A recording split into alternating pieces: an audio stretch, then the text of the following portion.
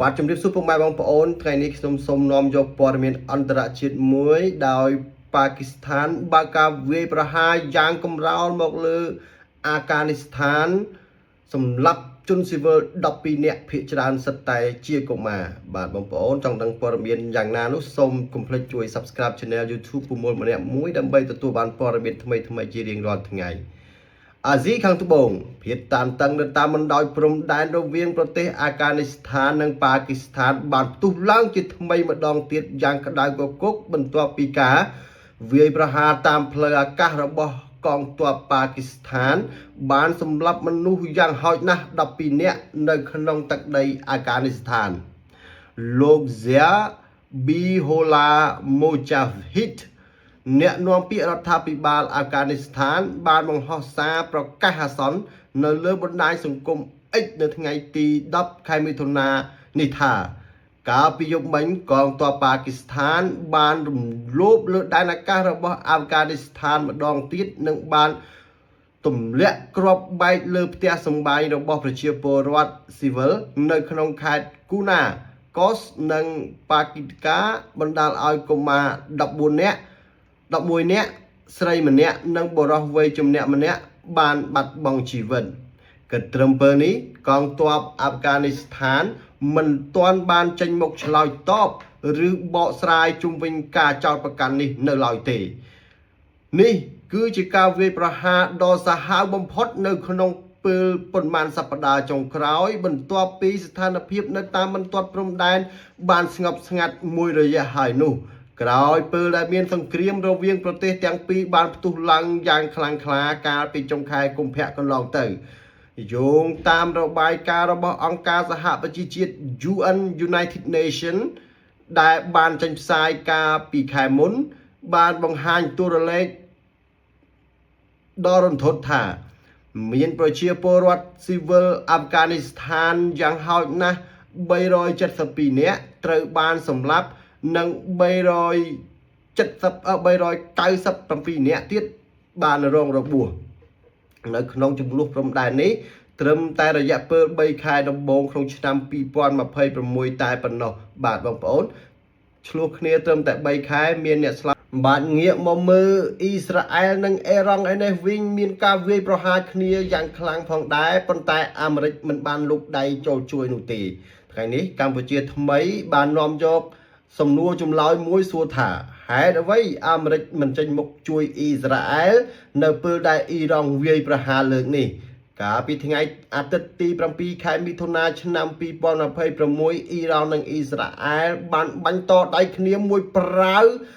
ដោយភ្លាមនោះគេបារម្ភថាសង្គ្រាមមជ្ឈមបូព៌ាទំនងជាឈានដល់កម្រិតពិបាកគ្រប់គ្រងទៀតហើយយ៉ាងណាស្ថានភាពហាក់ប្រសើរឡើងវិញក្រោយភាគីទាំងពីរឯកភាពផ្អាកការប្រយុទ្ធប៉ុន្តែក៏ដាក់ខសន្យាដែរថាបើភាគីណាមួយរំលោភបទឈប់បាញ់ Ceasefire Agreement ការវាយប្រហារជាថ្មីនឹងផ្ទុះឡើងជាក់ជាមិនខានបាននិយាយពីពេលផ្ទុះអាវុធបិទលេចឮព័ត៌មានតគ្នាថាអាមេរិកលួចជួយអ៊ីស្រាអែលបាញ់ទម្លាក់និងស្ទាក់ចាប់មីស៊ីលអ៊ីរ៉ង់ក៏ពិតមែនក៏ប៉ុន្តែការប្រយុទ្ធលើកនេះនៅទីក្រុងវ៉ាស៊ីនតោនហាក់ដូចជាមិនសូវចេញមុខដោយជំហរគ្រប់គ្រងសម្ព័ន្ធមិត្តដ៏ស្អិតរមួតរបស់ខ្លួននោះឡើយកត្តានេះហើយដែលធ្វើឲ្យមានការចោទជាសំណួរថាហេតុអ្វីសមរភូមិប្រយុទ្ធលើកនេះអាមេរិកបែរជានៅស្ងៀមមិនព្រមចេញមុខជួយអ៊ីស្រាអែលដោយលើកមុនអញ្ចឹងយោងតាមអត្ថបទដែលបានចុះផ្សាយលើគេហទំព័ររបស់វិទ្យាស្ថានសិក្សាសង្គ្រាមកាលពីថ្ងៃច័ន្ទទី8ខែមិថុនាឆ្នាំ2026មូលហេតុចម្បងនៃការមិនចូលរួមរបស់អាមេរិកគឺសម្រាប់ចិត្តមិនចូលរួមជួយអ៊ីស្រាអែលក្នុងការវាយប្រហារទៅលើអ៊ីរ៉ង់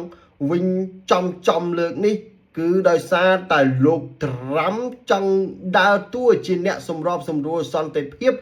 និងដើម្បីការពារកិច្ចព្រមព្រៀងបទឈប់បាញ់ឲ្យ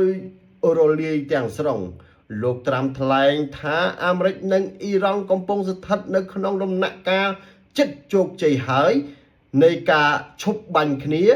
និងលាទៅរកកិច្ចព្រមព្រៀងសន្តិភាពដ៏ល្អមួយក្នុងរយៈពេល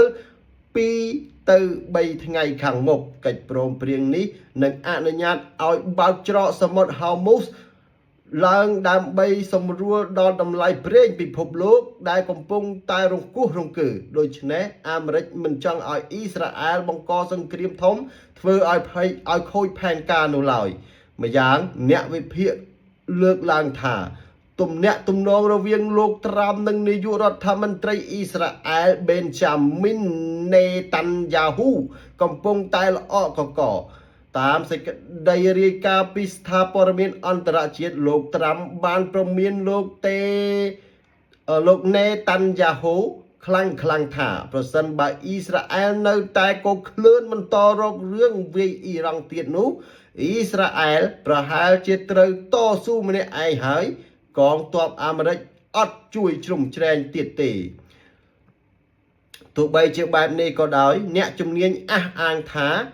យ៉ាងណាអាមេរិកក៏មិនដោះដៃចោលសម្ព័ន្ធមិត្តនេះដែរគ្រាន់តែបង្ខំឲ្យអ៊ីស្រាអែលព្រមឈប់បាញ់សិននិងទុកឱកាសឲ្យលោកត្រាំបញ្ចប់សង្គ្រាមតាមផ្លូវការទូតជាមួយអ៊ីរ៉ង់តែប៉ុណ្ណោះបាទអស់លោកស្រីអ្នកនាងកញ្ញាអរគុណសម្រាប់ការតាមដានស្ដាប់វីដេអូក៏ដូចជាព័ត៌មានរបស់ខ្ញុំបាទកុំភ្លេចជួយ Subscribe និងចុច Share ម្នាក់មួយផងបាទសូមអរគុណសូមជម្រាបលា